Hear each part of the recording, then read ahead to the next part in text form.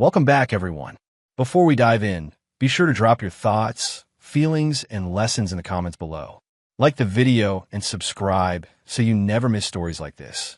Let's get into it. The cruelest thing my wife, Tamsin Rainey, ever did to me was laugh while her family abandoned me hours from home. No phone, no car, no apology, like my fear was a comedy show. She smiled into the speaker, listened to her mother and brother joke about me being stranded, and said, "He'll figure it out," with the same calm tone she used to order dinner. Here's how it happened. My name is Marcel Vance. I was 36 then, living in Columbus, Ohio, working as an operations lead at a packaging plant on the west side. My life wasn't flashy, but it was steady. I woke up at 5:10 a.m., brewed coffee, checked my shift notes, and packed a lunch that didn't leak. I believed stability was love in action, paying bills on time, keeping promises, showing up. I thought if I was consistent enough, people would meet me there. Tamsin and I had been married 4 years. We met at a community fundraiser, and she seemed impressed by how calm I was.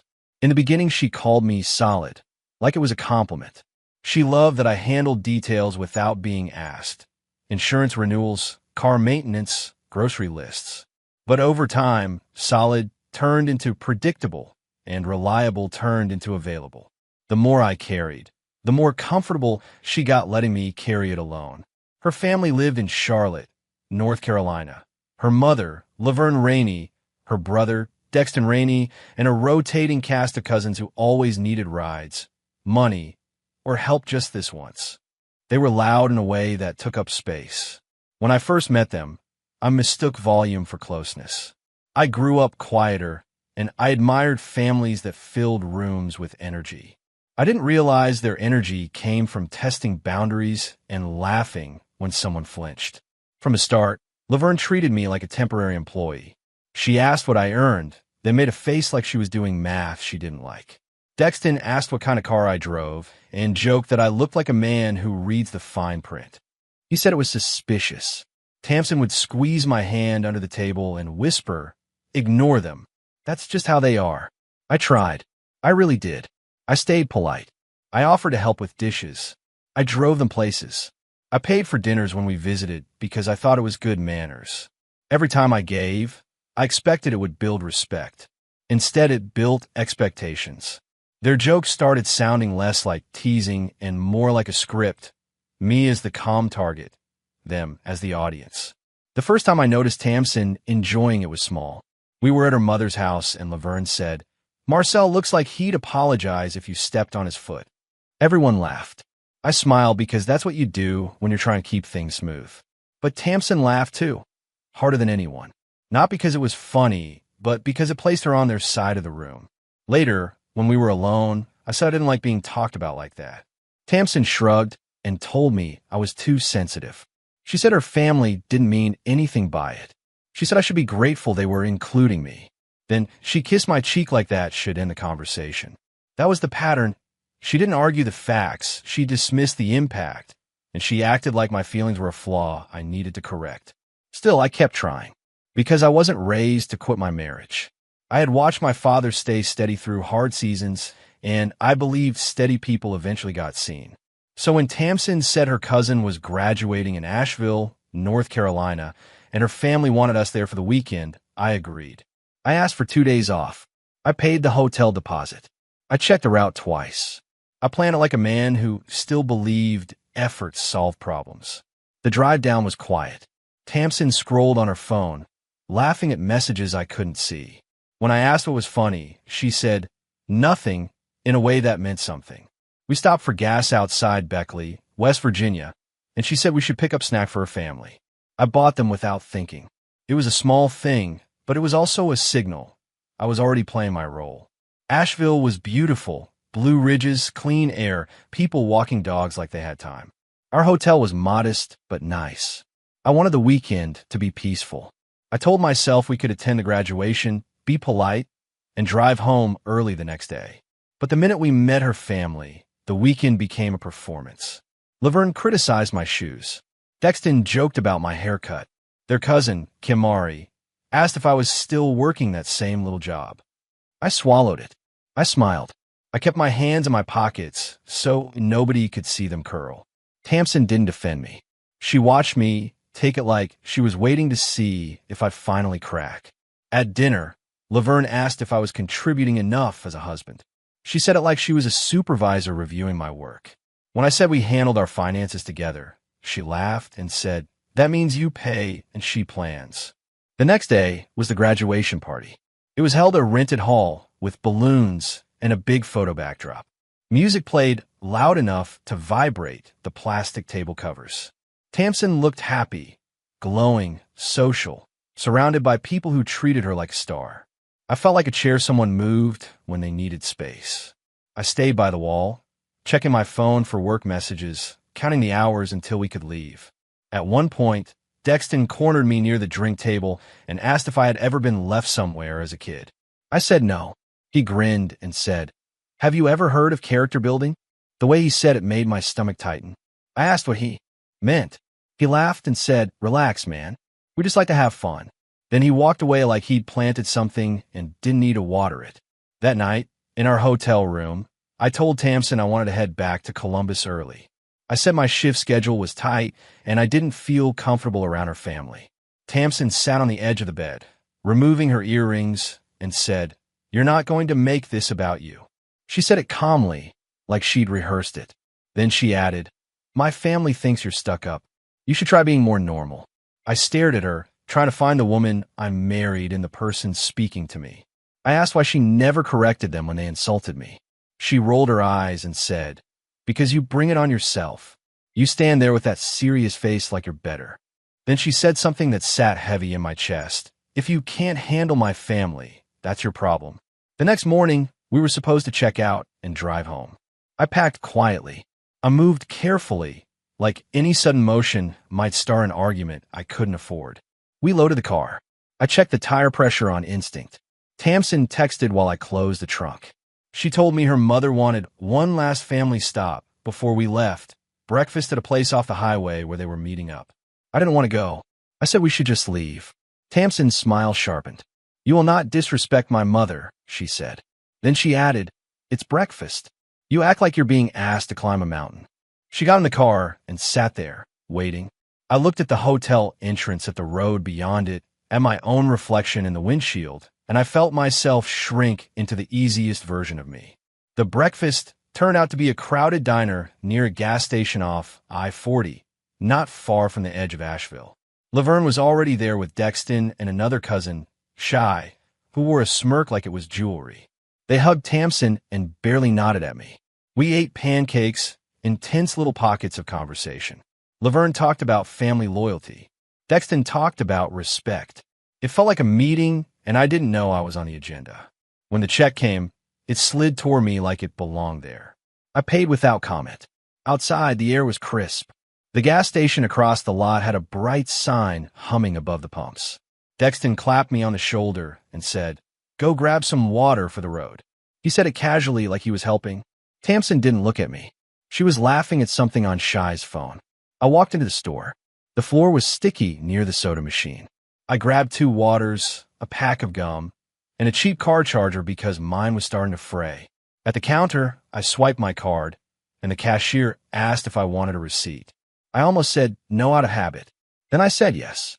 I folded it and tucked it into my wallet without thinking. Just another piece of paper in a life built on paper. When I stepped back outside, the sun hit my eyes, and for half a second I couldn't see. Then my vision cleared.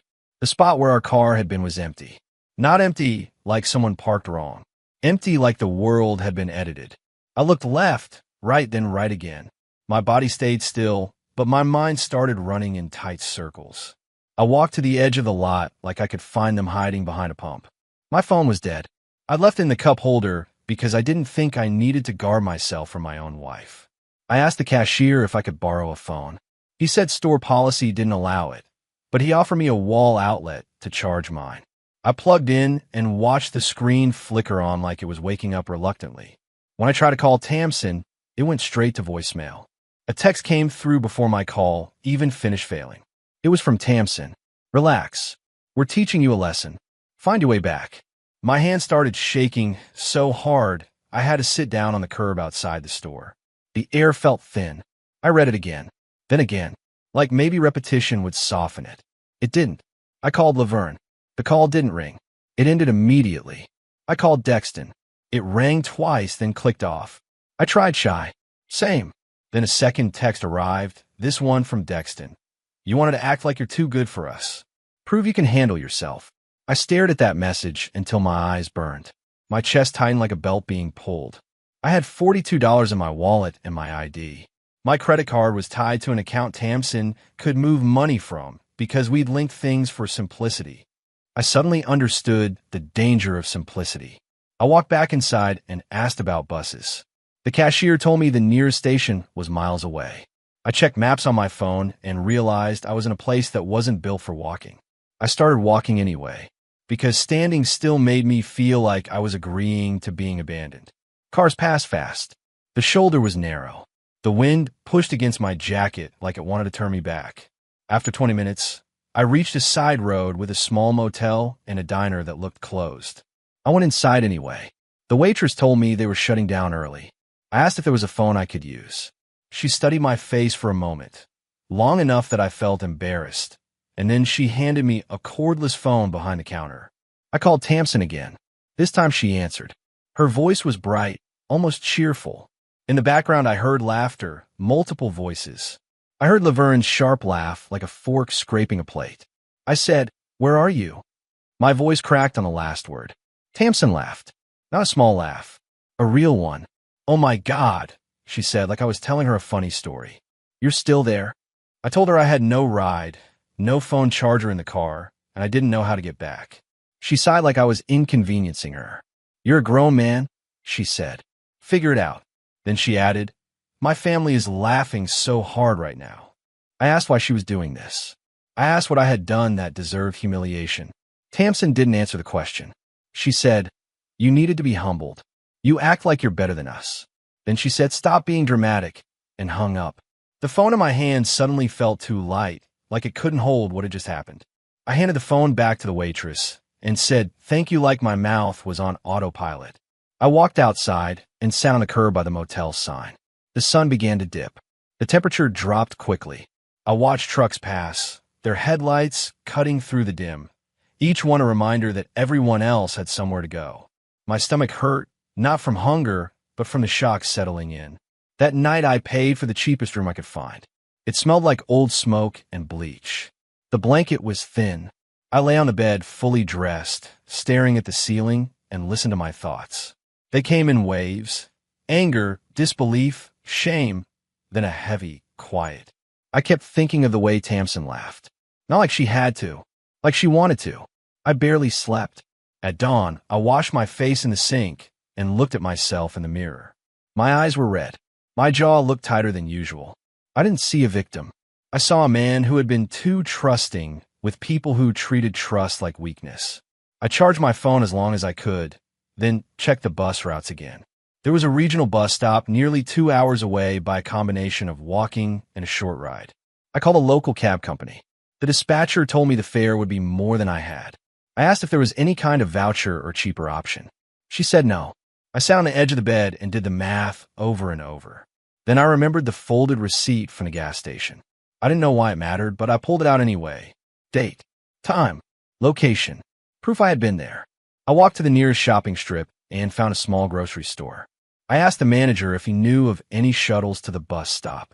He pointed me toward a church van that sometimes gave rides. I waited outside the church office until someone answered. An older man named Deacon Hollis listened to me without making me feel small, then said he could take me as far as the bus stop if I didn't mind waiting an hour. In that hour, my phone buzzed with messages, not from Tamsin, but from Dexton and Shy. They were sending laughing emojis. One message said, "How's your lesson going?" Another said, "Don't cry now." I stared at the screen until my hands went steady. Something inside me cooled, not because I didn't feel pain, but because the pain became information. This was who they were, and Tamsin was with them. Deacon Hollis drove me to the station in a van that smelled like air freshener and old hymnals. I thanked him until it felt repetitive.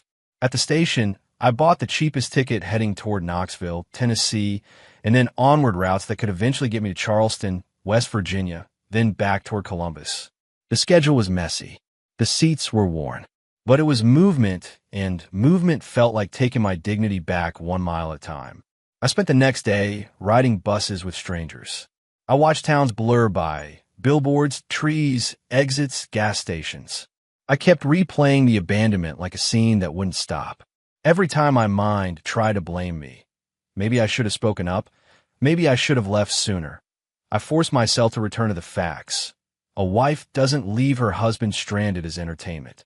That wasn't a communication issue. That was cruelty. When I finally arrived back in Columbus, it was late. I didn't go home. The idea of walking into the same house and seeing Tamsin's face, knowing she could laugh at my fear, made my stomach turn. I went straight to the plant. The night supervisor looked surprised, but he didn't ask questions. He just nodded and said, "You okay?" I told him I would be. Then I clocked in. Work steadied me. The machines didn't care about humiliation. The pallets didn't care about marriage. I walked the floor, checked the production line, corrected a labeling issue, and felt my brain settle into something familiar. Around 2 a.m., during a quiet moment, I opened my phone and started saving screenshots. Every text, every timestamp, every message with laughing emojis. I emailed them to myself. Then I uploaded them to a cloud folder. In the days that followed, Tamsin acted like nothing happened. She returned home and told me, "See, you made it," like it was proof of her point. She never apologized. She never asked if I was scared. She didn't say she was wrong. She said, "Maybe now you'll stop acting like you're above my family." When I stared at her, she said, "Don't do that silent treatment thing. It's manipulative." I kept my face calm, not because I forgave her, because I needed clarity. I started watching how she moved through her life. I noticed how she checked the bank app more than she checked on me. I noticed how quickly she called her mother for advice, but never asked for mine. I noticed how she spoke about loyalty like it was something owed to her, not something she practiced. I also noticed finances. During the hours I was stranded, multiple charges had hit our shared card. An expensive restaurant bill, a hotel upgrade, a shopping purchase. I had been the one who swiped my card inside the gas station. Then the card disappeared. Those charges weren't mine. They were made while I was without the vehicle, without my phone, without control. And they had done it confidently, like they expected me to accept it. That's when I made my plan. Quiet, legal, clean, no shouting, no threats. I didn't want revenge. I wanted freedom. The next morning, I opened a new checking account at a different bank, one Tamsin didn't use. I switched my direct deposit at work. I set up a separate savings account. I changed my email passwords, my bank passwords, my phone PIN. I turned off shared access on every account I could. At home, I didn't announce any of it. I cooked dinner. I washed dishes. I asked about her day like I always had. Tamsin seemed satisfied, like my calm meant compliance. She started making plans again, talking about another family trip, another gathering. Laverne called and asked if we could help with a bill. Tamsin volunteered us before I even spoke. I nodded and said we'd see what we could do, while my mind quietly wrote the date down. I scheduled a consultation with a family law attorney on my lunch break. I didn't pick someone dramatic. I picked someone steady, an older attorney named Renee Caldwell who spoke like she'd seen everything and didn't need theater. I brought copies of the messages, a list of accounts, and a timeline. Renee didn't gasp. She didn't judge. She just said, "You're not crazy. This is serious, and you're doing the right thing documenting it." She explained options: separation, divorce, how to handle joint debts, how to protect my income, how to leave without creating financial chaos that could harm me later.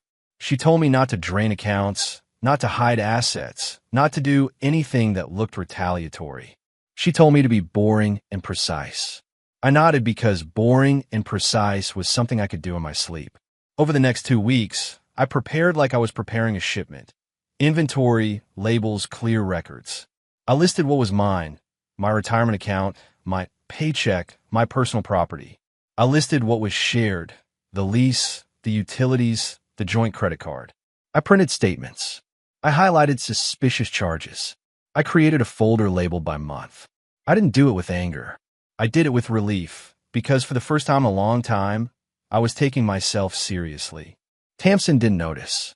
She was busy planning. She treated me like an appliance that worked in the background. One night, while she was on speakerphone with Laverne, they joked about dropping me again. Laverne said, "Maybe next time leave him somewhere with no diner." They laughed. Tamsin laughed the loudest. My hand stayed steady as I folded laundry. But inside, something finalized. The suffering part wasn't just the abandonment. It was living beside someone who could be that cold and still sleep peacefully. It was realizing my home had become a place where my dignity was negotiable. I stopped trying to win her understanding. I stopped hoping she'd wake up kindly. I started treating her like a co-worker who couldn't be trusted with access. The practical steps were quiet. I rented a small apartment across town. Nothing fancy, just clean and safe. I moved a few boxes at a time. Work boots, documents, my grandfather's watch, the framed photo of my father. I didn't take anything that wasn't mine. I didn't want arguments about spoons. I wanted my exit to be undeniable and defensible. Then I handled the charges.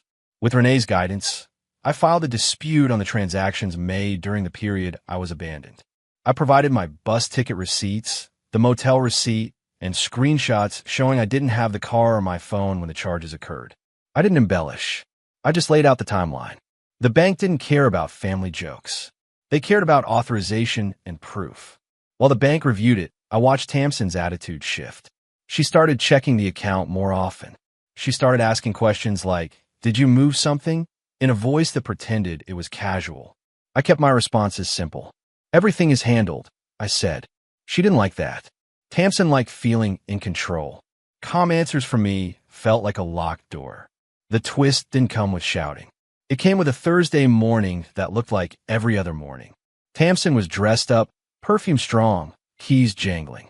She said she needed the card for a deposit on a vacation rental for her family. I nodded. 10 minutes later, she stormed back in, eyes wide, phone in her hand. "My card declined," she said, as if the universe had made an error. I didn't raise my voice. I didn't smile. I just took a sip of coffee and said, "It's not an error." She demanded to know what I did. She threatened to call her mother. She called Dexton. She called me names. Not once did she ask why I was hurt. Not once did she apologize for the abandonment. Her anger wasn't about what she'd done. It was about losing access to what I provided. I placed a sealed envelope on the counter. Inside were the separation papers Renee prepared, along with a simple letter. I would cover my portion of the lease until the legal date we agreed on. I would pay my fair share of utilities until then, and I would no longer participate in joint spending. I also included copies of the messages, printed with timestamps. I didn't present them like a threat. I presented them like facts. Tamsin read the first page, scoffed, and said, "You're really doing this?" I said, "Yes." She tried to laugh it off the way she always did. She said I'd come back. She said no one else would put up with me. She said I was weak. She said I was dramatic. Her words bounced off me because I finally understood something. People who refuse remorse don't deserve negotiation. They only understand boundaries. The bank's review concluded within weeks. Several charges were reversed. The account tightened. The credit company froze the card and issued a new one tied to the primary holder, me. Tamsin's family started calling, first angry, then desperate, then accusing. Laverne left a voicemail calling me ungrateful. Dexton said I was breaking the family. None of them asked if abandoning me was wrong. They only complained about the consequences. The karma hit them in a realistic way. Plans collapsed without my funding. Fees stacked up. The vacation rental fell through. The family members who had enjoyed the joke started blaming each other because someone had to carry the weight I'd been carrying. Tamsin moved between anger and disbelief, like she couldn't accept that her choices had an ending. She never apologized. She never softened. She just kept insisting she deserved what she lost. Meanwhile, my transformation stayed private. I moved into my apartment and built routines that belonged to me. I got promoted to day shift operations supervisor because my performance had always been steady, even when my life wasn't. I rebuilt my savings quietly. I slept through the night again. No speeches. No public victory laps. Just a man who stopped returning to people who found his pain entertaining and made sure the last time they saw him was the last time they had access to him. If you love the way he stayed calm and took his power back, like this video and subscribe. These stories are for people who move in silence. Now tap the next video on your screen for another betrayal that ends with real consequences. The end.